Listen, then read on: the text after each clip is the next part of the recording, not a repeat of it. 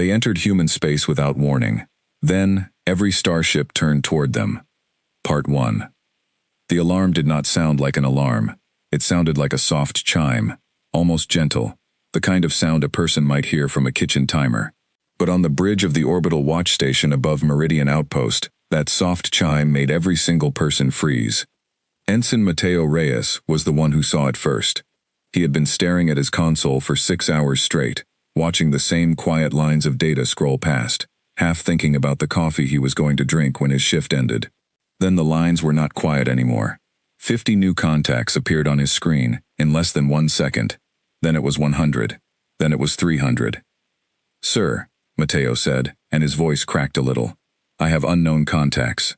Multiple unknown contacts. They just appeared." Commander Halverson, the station's watch officer, walked over fast. He looked at the screen, and his face went pale. "That's not a jump signature I recognize," he said. "Confirm sensor readings. Is this real?" "Confirmed, sir.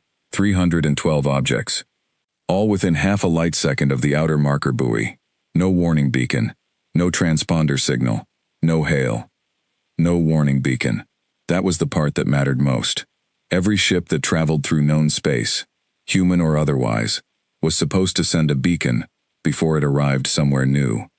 It was old law, older than most of the colonies themselves, a rule built after early mistakes cost lives. Ships that did not send a beacon were either in trouble or they did not care about the rule at all. 312 ships had just appeared in human space, and none of them had said a word. Halverson did not hesitate. He hit the general alert control on his console, and a red light began to pulse through the entire station. Then he opened a channel that connected directly to Earth Defense Command, more than 40 light-years away, through the relay network that human engineers had spent 2 decades building. "Earth Defense Command, this is Meridian Watch Station. We have an unidentified mass arrival at the edge of the Meridian system. Repeat, unidentified mass arrival. No beacon, no communication. Requesting immediate guidance." The message would take almost no time to reach Earth, thanks to the relay nodes strung across human territory like a spider's web made of light. And the answer that came back surprised no one who had trained for this moment, because every officer in the fleet had trained for this moment, over and over, for years. "Meridian Watch, this is Command. All available fleet assets are being redirected to your position. Maintain observation only. Do not engage. Do not provoke. Repeat, do not engage." Across a dozen systems, in shipyards and patrol lanes and quiet stretches of empty space, alarms like the one on Meridian Station began to ring. Commander Elena Cross was asleep when her ship woke her up. She had been captain of the heavy cruiser Retribution for 6 years, and in that time, she had learned to trust her ship's judgment about when she needed to be woken and when she did not. So when the lights in her small quarters snapped on, and the ship's voice spoke her name with a certain flatness that meant business, she was out of bed before she was even fully awake. "Commander Cross," the ship's system said. "Priority 1 alert from Fleet Command. Unidentified fleet detected in the Meridian system. All nearby assets ordered to converge." Elena pulled on her uniform jacket while she walked, her boots hitting the deck hard and fast. "How many ships in the unidentified fleet?" 312, and the number is still updating." She stopped for half a second. 312 ships arriving without warning was not a patrol. It was not an accident. It was either an invasion, or it was something else entirely, something that human fleets had never seen before. Either way, it demanded everything she had. "Get me the bridge," she said, and broke into a run. By the time she reached the command chair, the bridge crew was already at their stations, the deep hum of the ship's reactor rising as the engines came to full power. Retribution was the flagship of the 9th Task Force, 6 cruisers and their support ships, currently stationed 2 days' travel from Meridian under normal engine power. With the ship's military-grade jump drive, that distance would collapse to a matter of hours. "Set course for Meridian system," Elena said, sliding into her chair. "Best possible speed. Signal the rest of the task force. We move together." "Aye, Commander," said her helm officer, a quiet young man named Priya Okafor, who had flown fighters before he'd earned his place on a bridge crew. "Course laid in. Jump in 90 seconds." Elena looked at the tactical display as it filled in with the growing picture of what was happening. Ships were converging from a dozen directions at once.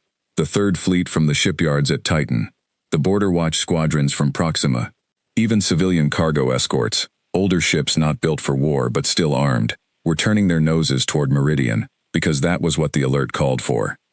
It was not one commander making a choice. It was a whole species making the same choice at the same time, the way a hand closes into a fist without anyone needing to think about it first.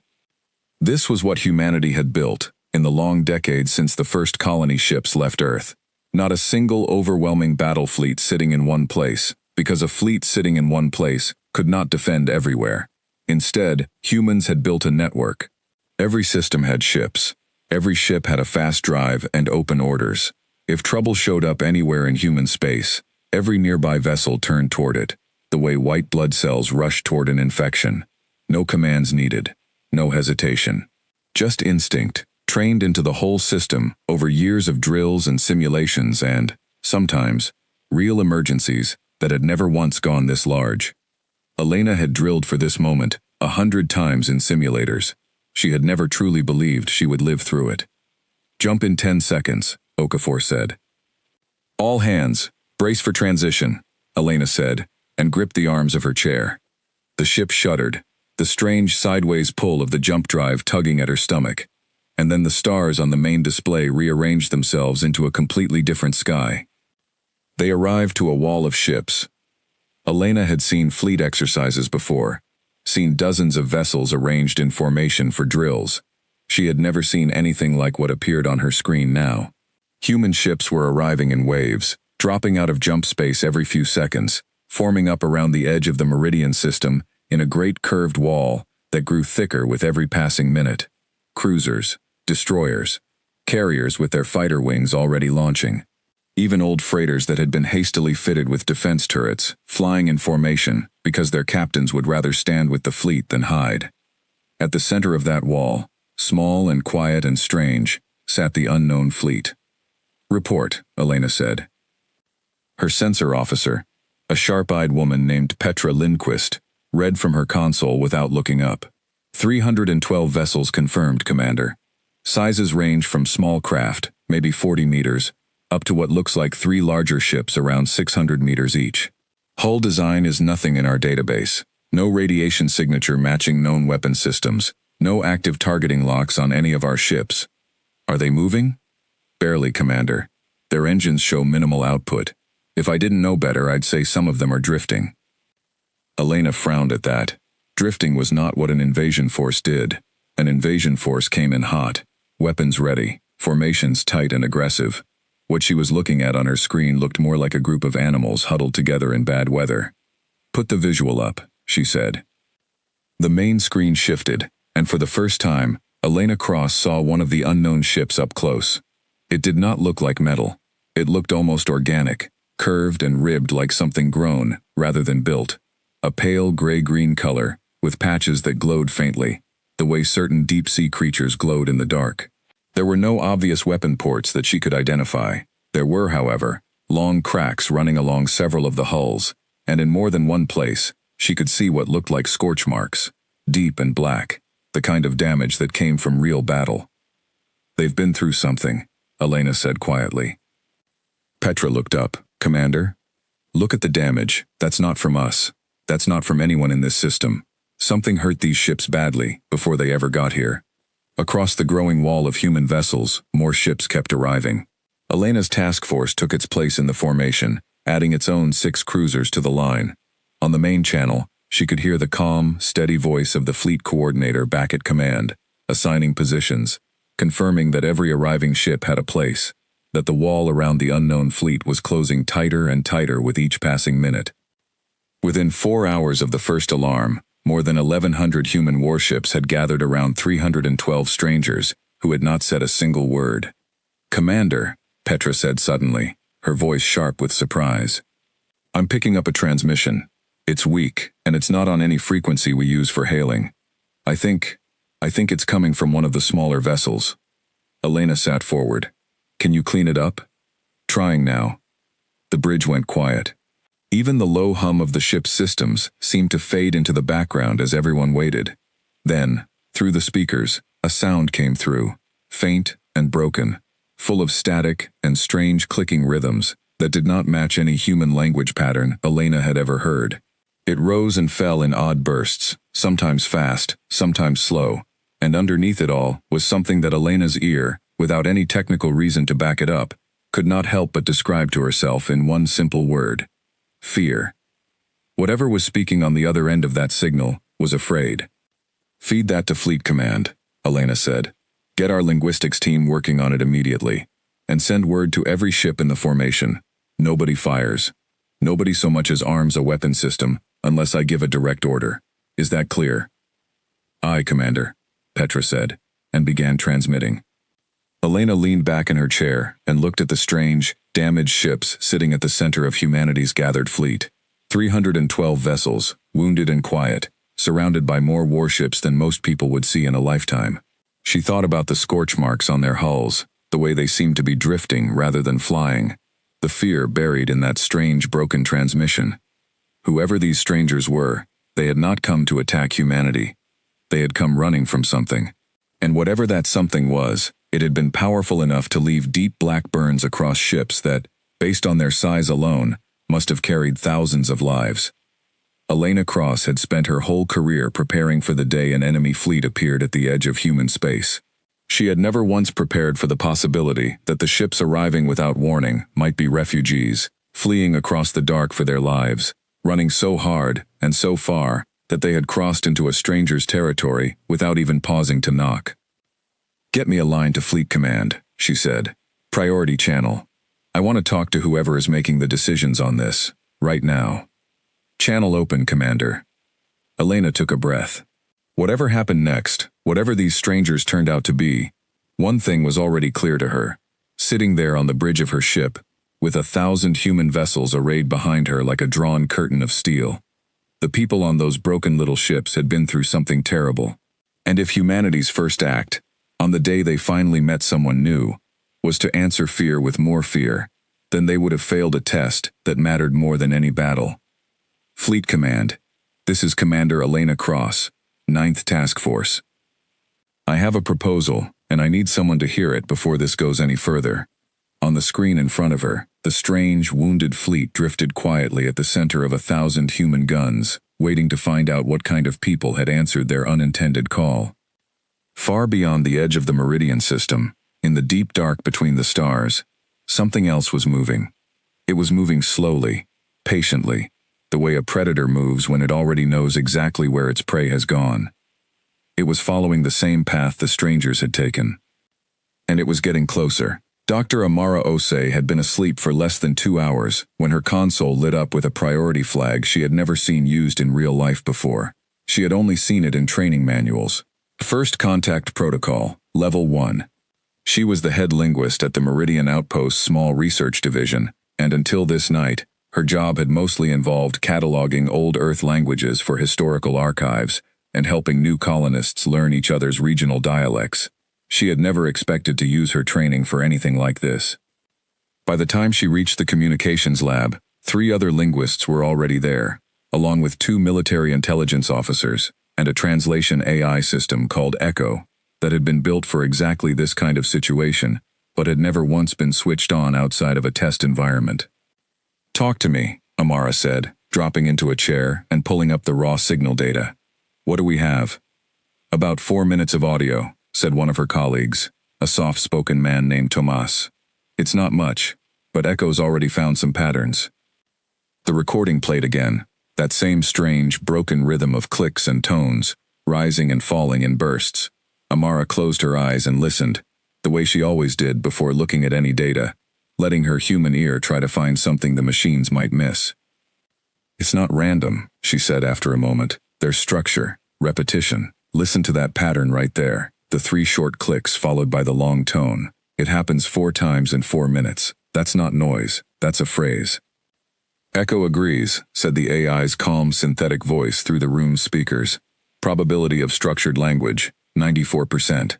However, without a larger sample, and without any reference point, direct translation is not yet possible." "Then we need a bigger sample," Amara said.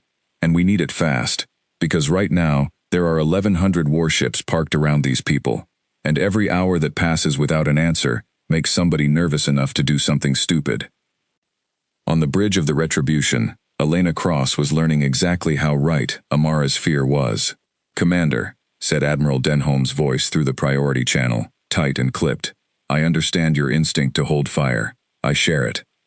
But I have members of the Colonial Defense Council asking me why we have not demanded the immediate surrender and boarding of every one of those vessels. 300 ships appeared in our territory with no warning. That is, by any legal definition, an incursion." "With respect, Admiral," Elena said, "those ships have taken heavy damage. Their engines are barely running. If they wanted to attack us, they picked the strangest possible way to do it, arriving half destroyed, and drifting, instead of coming in hot and ready to fight." "Or that is exactly what they want us to think," Denholm said. "I've seen deception tactics before, Commander. So have you." "I have," Elena agreed. "And deception tactics do not usually include a distress signal that our own linguists say sounds like genuine fear. Admiral, give me time, a few more hours. Let the linguistics team get a working translation. If it turns out I'm wrong, and this is some kind of trick, you'll have 1,100 ships ready to respond in seconds. But if I'm right, and we open fire on refugees, that mistake cannot be undone." There was a long pause on the other end. "You have 6 hours, Commander," Denholm said finally. "After that, the Council wants a boarding operation, whether the linguists are ready or not." The channel closed. Elena let out a slow breath and looked at the tactical display, at the strange, wounded fleet still sitting quietly at the center of humanity's guns. 6 hours, she murmured to herself. Let's make them count. It took 4. Amara Osei would later say that the breakthrough came not from Echo's processing power, though that certainly helped, but from something much simpler. One of the smaller alien vessels, badly damaged and clearly struggling to maintain power, began repeating a single short phrase over and over, every few seconds, without pause, for almost 20 straight minutes. They're not talking to each other, Amara realized, watching the pattern repeat again and again on her screen. They're talking to us. This is meant for us. It's simple, on purpose. They're trying to make it easy. Echo's synthetic voice broke in. Confirmed. This phrase does not match the more complex structures found in the earlier transmission, cross-referencing against known first contact protocols used by human explorers in the past. There is a strong structural similarity to protocols designed for teaching an unfamiliar listener a starting vocabulary. They're trying to teach us their language, Tomas said, sitting up straight, on purpose, right now, while they're surrounded by our entire fleet. Amara felt something tighten in her chest. Whoever these strangers were, they were not acting like an enemy, preparing an attack. They were acting like someone stranded and desperate, trying everything they could think of to be understood before it was too late. Give me everything you have, Amara said. Every pattern, every repeated phrase, all of it. We're not translating a language from scratch tonight. We're going to learn whatever lesson they're trying to teach us. It was slow, painstaking work, the kind that ordinarily might have taken linguists weeks or months. But Echo's processing speed, combined with 4 exhausted humans who refused to stop, compressed that timeline down to a handful of hours.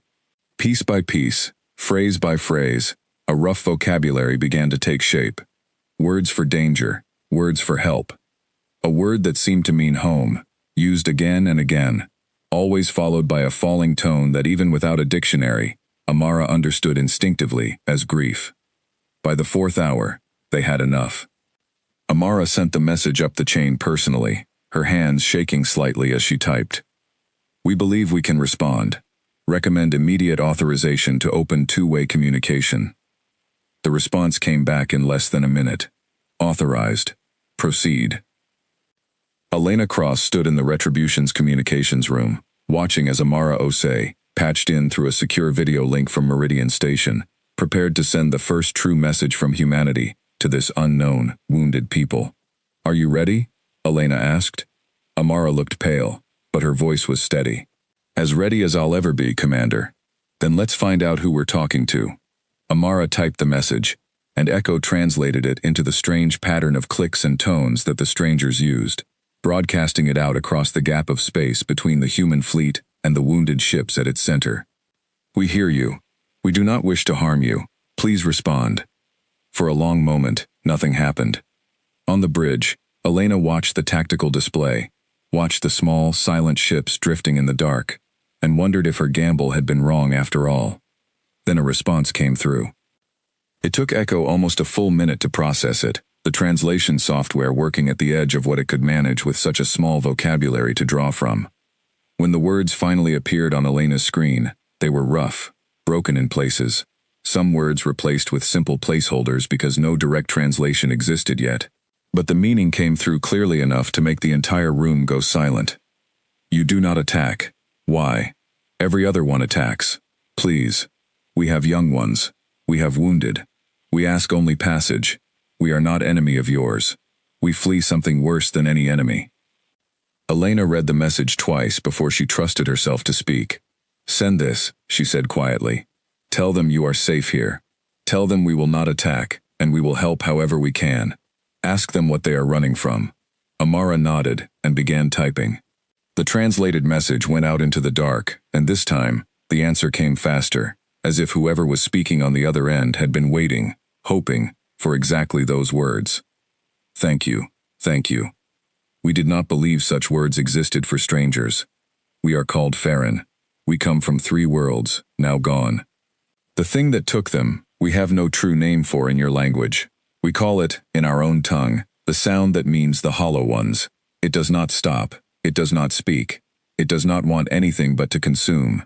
It followed us across the dark, for many turns of our home star, before our home star was gone too. Elena felt a cold weight settle in her stomach as she read the words. 3 worlds, now gone. She thought about the deep black scorch marks on those strange curved hulls, the way the ships had looked less like a fleet, and more like survivors clinging to whatever pieces of their lives they had managed to save. Ask them, Elena said slowly, how close behind them this thing is. Amara sent the question. This time, the answer took longer to arrive, and when it did, it was shorter than the others, as if whoever was writing it did not have the strength for more words than these. Close. It follows our path. It will find your space too, unless you turn away from us now. We understand if you do. Many have. Elena stood very still for a moment, looking at that message on the screen. Around her, the bridge crew had gone quiet, every one of them listening, every one of them understanding exactly what those words meant. This was not simply a question of whether to help a wounded, frightened people who had wandered, lost, into human territory. This was a warning. Whatever had destroyed 3 worlds and chased the Farron fleet halfway across known space was still coming, and it was coming toward humanity too, whether humanity chose to help the refugees or not. Elena thought about Admiral Denholm's 6-hour deadline, about the Colonial Defense Council waiting for an excuse to board and search and control. She thought about 1,100 human ships standing in a great curved wall, ready for a fight they did not yet understand. She turned to her communications officer. Get me Fleet Command again, she said, and this time, patch me through to the Council directly. They wanted answers. I'm about to give them the only one that matters. Amara looked up from her screen, her eyes red from hours of concentrated work, but bright, with something that looked almost like hope. What are you going to tell them, Commander? Elena looked back at the tactical display, at the wounded fleet still drifting quietly among 1,000 human guns, no longer strangers to be feared, but people who had crossed the dark, carrying nothing but their wounded, their young, and a warning that humanity could not afford to ignore. I'm going to tell them, Elena said, that we didn't just find refugees tonight, we found out what's coming next, and we have a choice to make about who we're going to be when it gets here. Far out past the edge of the Meridian system, in the endless black between the stars, the thing the Farron called the Hollow Ones continued its slow, patient advance, drawing closer with every passing hour to a species that, for the first time in its long and hungry existence, was about to discover exactly what it meant to hunt something that refused to run. The Colonial Defense Council met in an emergency session less than 2 hours after Elena Cross sent her report. 9 members sat around the long table in the council chamber on Earth, their faces displayed on Elena's screen from the bridge of the Retribution, along with Admiral Denholm and several other senior officers patched in from stations across human space. Let me make sure I understand the situation, said Councillor Priyanka Bhatt, the council's oldest member and its most cautious voice. You are telling us that 300 refugee ships have led an unknown, hostile entity directly toward our border, and your recommendation is that we should welcome these refugees with open arms. My recommendation, Elena said carefully, is that we treat the Farron as what they appear to be, which is a people in genuine crisis, and that we take their warning about this other threat with the seriousness it deserves. Whether we help the Farron or not, Counselor, this threat is coming. Turning them away does not make the danger disappear. It only means we face it without any of the information they can give us. Information from a species we have known for less than a day, said another counselor, a sharp-faced man named Aldrich Voss. How do we know any of what they've told us is true? Amara Osei, patched into the meeting from Meridian Station, spoke up before Elena could answer. Counselor, I have spent the last several hours studying every fragment of Farron communication we've been able to translate. I am not a soldier, and I will not pretend to know military strategy. But I know language, and I know what genuine fear sounds like when it has no time to disguise itself. Whatever destroyed the Farron homeworlds, they are not exaggerating their fear of it. Voss did not look convinced, but before he could argue further, a new voice cut into the channel, one that made everyone in the meeting go quiet. Counselors, this is Fleet Sensor Command. We need to bring something to your attention immediately. The image on the screen shifted to show a wide field of stars, and overlaid across it, a spreading red mass that seemed to stretch endlessly across the display. Long-range sensor arrays at the edge of Meridian space have picked up a significant gravitational and energy disturbance, approximately 6 light-years beyond the system's outer border, the sensor officer explained. It is moving. It is large, and based on preliminary analysis, its trajectory places it on a direct path toward Meridian space, within approximately 11 days. The chamber went silent. Show me the size comparison, Denholm said quietly. The display shifted again, and this time, a small blue outline appeared next to the red mass, representing the entire combined fleet currently gathered at Meridian. The blue outline was barely visible next to the sprawling red shape beside it. My God, someone murmured on the channel. Elena stared at the screen, feeling the same cold weight she had felt reading the Farron's warning hours earlier. This was not a fleet in any sense that humanity understood fleets. It did not have neat formations or clear ship boundaries. It was a mass, sprawling and irregular, thousands upon thousands of individual signatures, moving together, like a single enormous organism. Counselor Bott, Elena said quietly, I believe we have our confirmation. Aboard one of the larger Farron vessels, in a chamber lit by the same soft pale glow that marked their ship interiors, an old Farron named Savek sat with 2 younger members of her crew, listening as a translation device relayed the latest human transmission. Savek had commanded one of the 3 original Farron homeworld defense fleets, back before there had been nothing left worth defending. She had seen the Hollow Ones consume 2 entire worlds with her own eyes, watched ships far larger and better armed than anything humanity currently possessed disappear into that vast red mass, without leaving so much as a distress signal behind. They have seen it now, Safavek said, her translated voice carrying a weariness that went beyond simple exhaustion. Now we will see what kind of people these humans truly are. Every species we have met before made the same choice, once they understood the size of what follows us. They chose their own safety. They asked us to leave, and quickly, before it noticed their world too. One of the younger crew members, a Farron named Kedor, looked at the translation screen, with something that might have been hope, if hope was a thing his exhausted body had any strength left to feel. The one called Cross has not asked us to leave. Not once. She has not yet had to choose between her own people and ours, Savek said. That choice is different. Watch what she does now that the true size of the threat is known. That is when we will learn the truth. The truth came less than 6 hours later, when Elena Cross requested, and received, direct authorization to meet with Savek in person. It was not an easy meeting to arrange. Human engineers had to build a temporary environmental seal between the Retribution's shuttle bay and the Farron vessel's hull, since the atmosphere the Farron breathed was survivable for humans, only in short bursts, and with breathing equipment. Elena insisted on going herself, despite Denholm's objections, wearing a sealed environmental suit as she crossed into the alien ship for the first time. The interior was unlike anything she had trained for. The corridors curved rather than ran straight, the walls pulsing faintly, with that same soft bioluminescent glow she had seen from outside. Savek met her in a wide chamber near the ship's center, along with several other Farron, their bodies tall and slender, covered in what looked like overlapping plates of pale, hardened skin, their large dark eyes watching Elena, with an expression she could not quite read but recognized anyway, because it was the same expression she had seen on the faces of survivors after disasters throughout human history. Grief, mixed with a desperate, fragile kind of hope. "Commander Cross," Savek said, her translated voice coming through a small device clipped near Elena's collar. "You did not have to come yourself." "I wanted to," Elena said. "I wanted you to see that this is not a decision I'm making from a distance, behind a screen. I wanted to look at the person I'm making it with." Savek studied her for a long moment. "Then let me be honest with you, as you have been honest with us. The Hollow Ones cannot be reasoned with. They cannot be negotiated with. They do not seem to think, not in any way we understand thinking.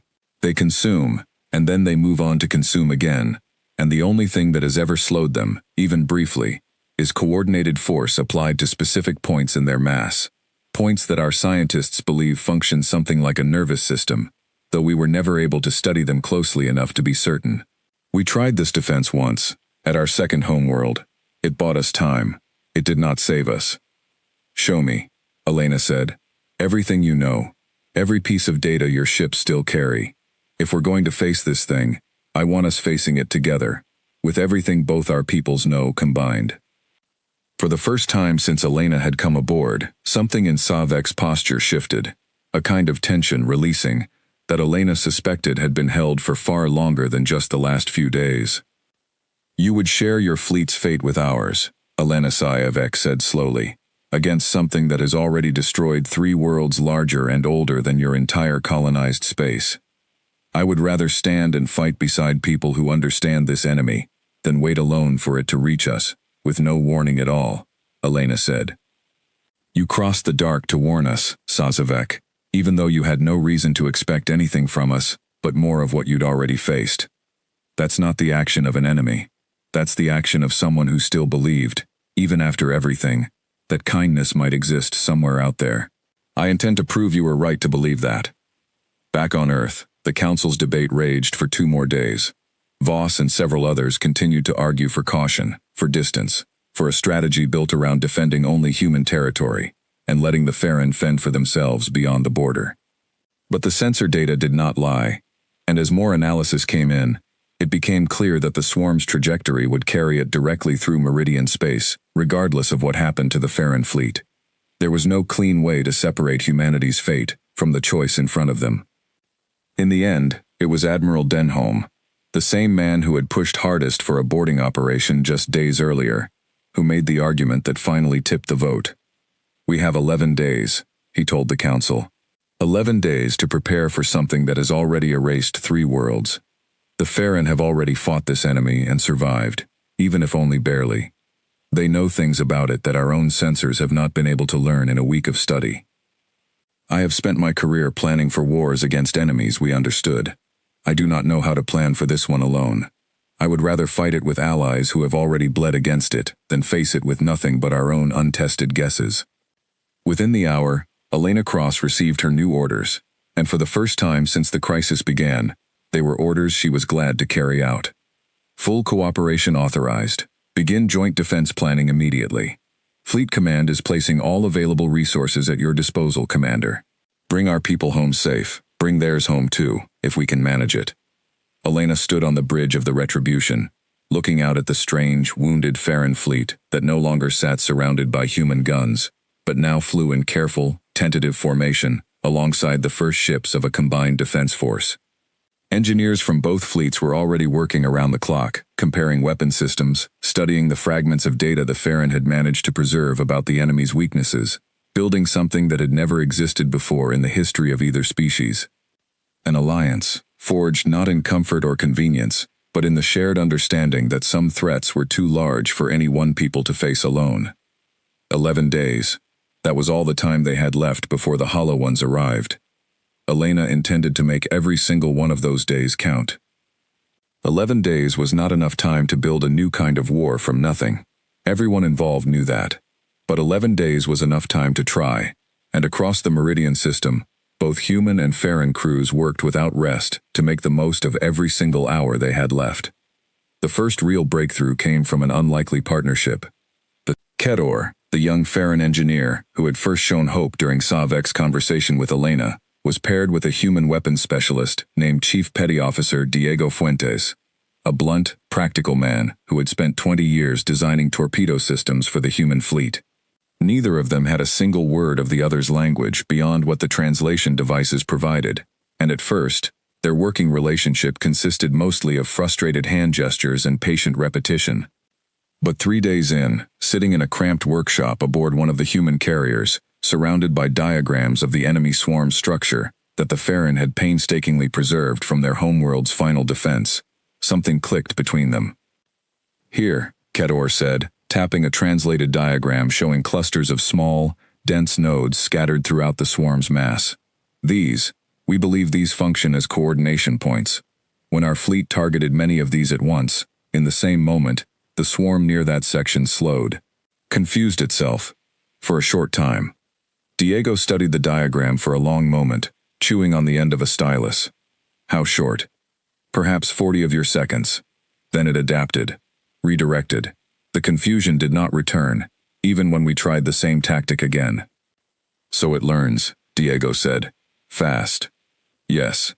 Diego was quiet for a while, staring at the diagram, his mind clearly working through something. Then he grinned, the expression a little wild around the edges.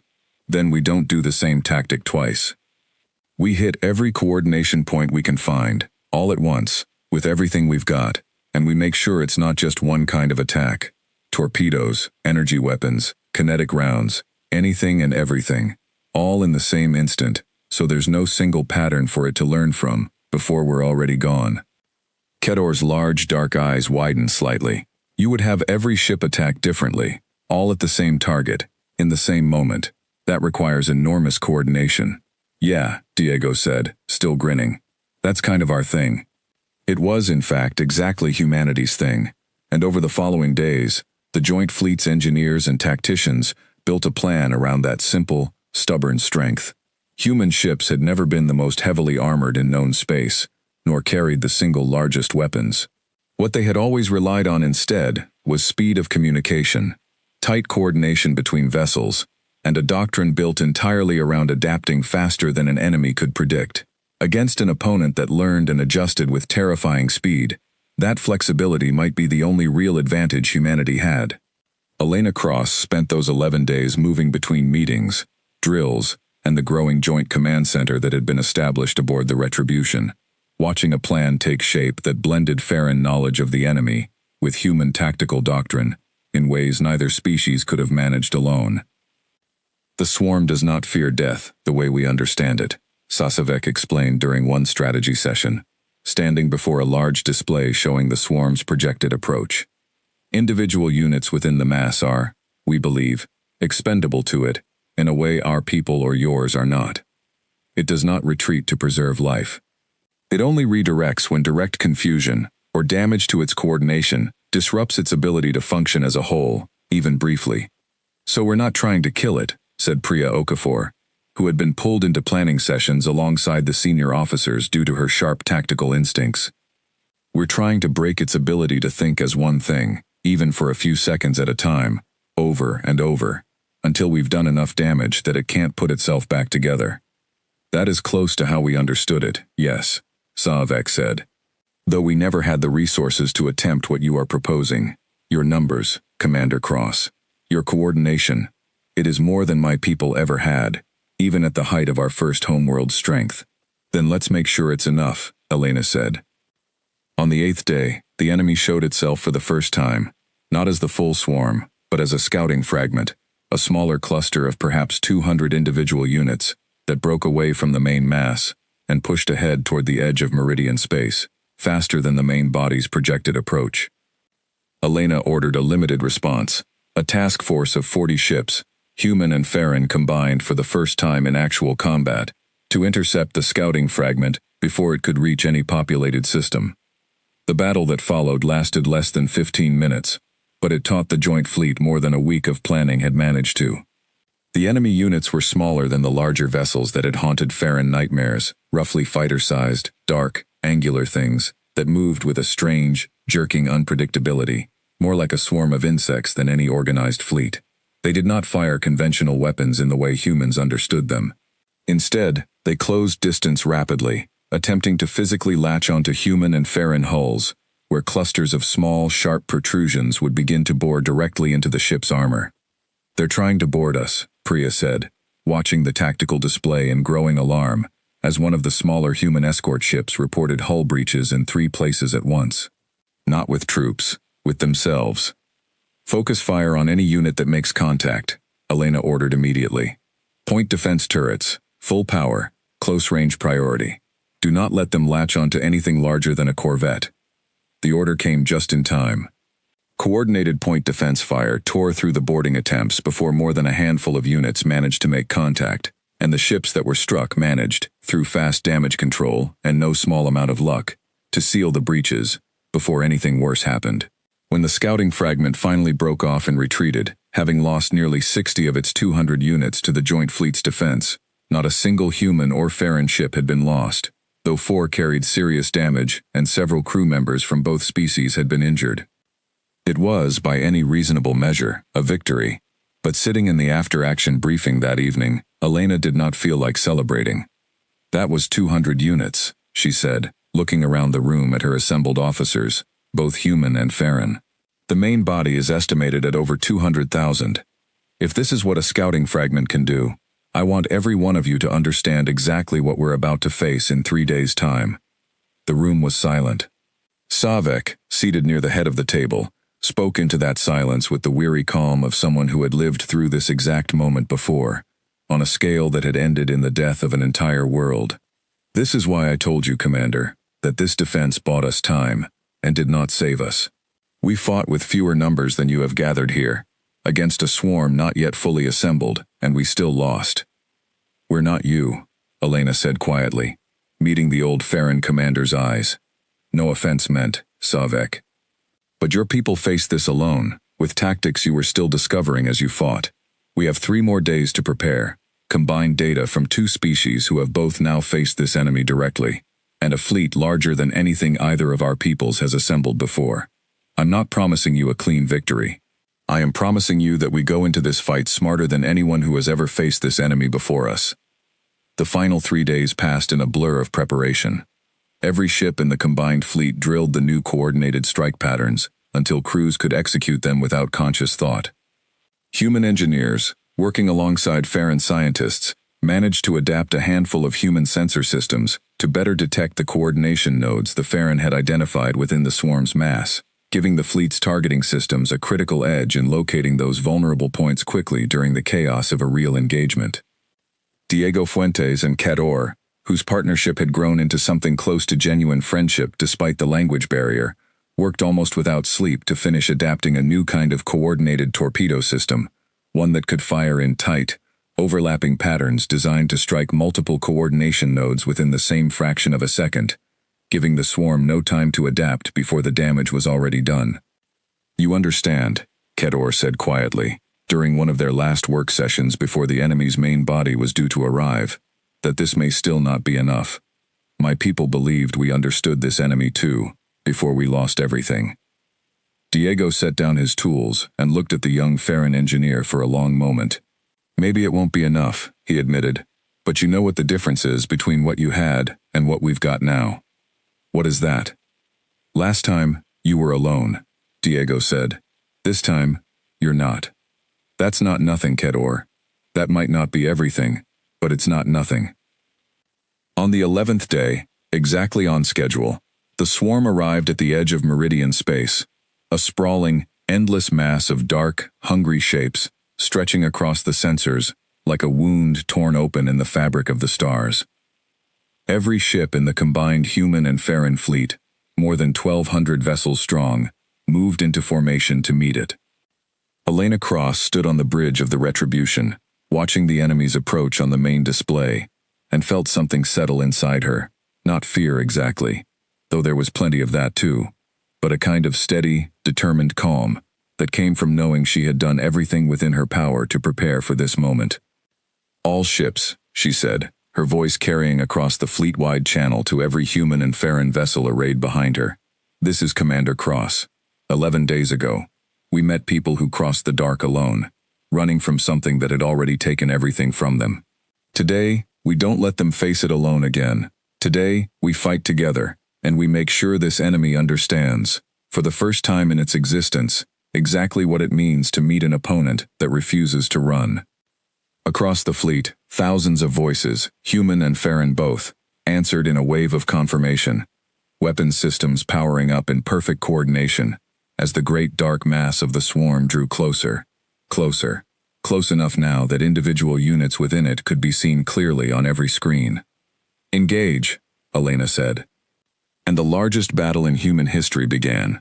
The battle for Meridian space lasted 6 hours, though to everyone who lived through it, those 6 hours felt like they stretched across a much longer span of time, the kind of time that gets measured not in minutes, but in how many times a person's heart can pound, before it simply gets used to the fear, and keeps going anyway. Elena Cross would remember it later in pieces, fragments of moments too sharp and too fast to fit together into a single clear memory. The first wave of coordinated torpedo strikes, tearing into the swarm's leading edge, exactly as Diego and Kedor had planned. Dozens of coordination nodes struck at once, in overlapping patterns, that left entire sections of the enemy mass twitching and disoriented for the first precious seconds of the fight. The way the joint fleet had pressed that advantage immediately, human and Farron ships moving in tight, practiced formation, striking and retreating before the swarm's adaptive intelligence could fully recover. She would remember the moment, roughly 2 hours into the battle, when a cluster of enemy units broke through the outer defense line and swarmed toward one of the Farron's larger vessels, the same ship that carried most of their remaining wounded and young. She would remember giving the order that sent 3 human cruisers cutting directly into the enemy's path, absorbing the brunt of that assault so the Farron ship could retreat to safety, and the way Savek's voice had come through the comm channel afterward, quiet and disbelieving, asking why Elena had risked human lives so directly, to protect a ship that was not even hers to protect. Because that's what allies do, Elena had told her, and meant it with everything she had. She would remember the worst moment of the battle, close to the 4-hour mark, when the destroyer Meridian's Hope, one of the ships that had first arrived at the very start of this whole strange, impossible chain of events, took catastrophic damage trying to hold a gap in the formation that had opened when the swarm shifted its main pressure point with terrifying speed. She would remember the silence on the bridge, as the ship's final transmission cut out, and the way that silence had turned, a heartbeat later, into renewed, furious focus. Every remaining ship in the fleet tightening formation, to close the gap, before the swarm could exploit it further.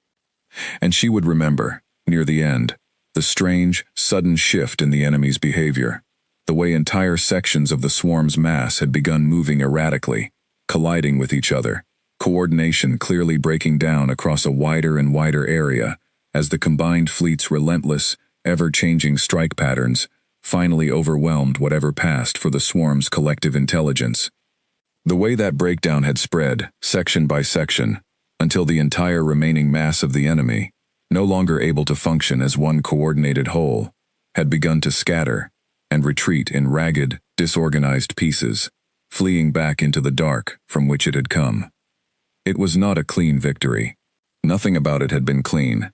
The combined fleet lost 18 ships, human and Farron together, and the names of every crew member lost that day would be read aloud at a memorial ceremony held 6 weeks later, human and Farron names spoken side by side for the first time in either species' history. But the swarm had broken, had retreated, had been shown, for the first time since it began its long and hungry march across the stars, that not every world it approached would simply wait to be consumed. In the weeks that followed, the story of what had happened at Meridian spread far beyond the border systems where it had taken place. News of it reached every human colony, carried along the same relay network that had first sounded the alarm on that strange, quiet night when 312 wounded ships appeared without warning. It reached the wider galactic community too, carried by trade ships and diplomatic channels, told and retold, until it became something closer to legend than simple history. Humans found ships without warning at their border. Instead of destroying them or turning them away, they gathered 1,000 vessels not to attack, but to protect and to listen. When they learned the strangers carried a warning about a far greater threat, they did not abandon them to face it alone. They stood together, human and stranger, and turned back something that had already destroyed 3 worlds. Some species who heard the story found it hard to believe. Others, more cynical, assumed there must have been some hidden advantage humanity had gained from the alliance, some selfish reason buried beneath the surface of what looked, on its face, like simple compassion extended to strangers in need. But those who had actually witnessed the battle, the Farron who had lived through it, and the humans who had fought beside them, knew the truth was simpler than any of the theories the wider galaxy invented to explain it. Elena Cross had made a choice, in the earliest hours of that crisis, not because it was strategically clever, though it turned out to be exactly that in the end, but because it was the right choice, the kind of choice she hoped humanity would always make when faced with someone frightened and in need, whether that someone was human or not. 6 months after the battle, Elena stood on the observation deck of a newly built joint station orbiting Meridian, a station constructed with both human and Farron engineering, its architecture a strange and beautiful blend of the straight, practical lines humans favored and the curved, organic shapes the Farron preferred. Below her, through the wide viewport, she could see human and Farron ships moving together through the system, no longer strangers eyeing each other with suspicion, but partners, settling into the slow, ordinary work of building something new together.